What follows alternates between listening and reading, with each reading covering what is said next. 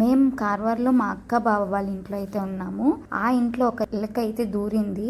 దాన్ని పట్టుకోవడానికి మా తిప్పలేంటో మీరే చూడండి.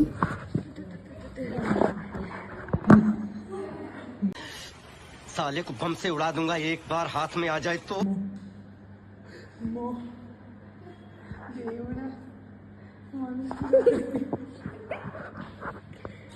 ये फंस गए.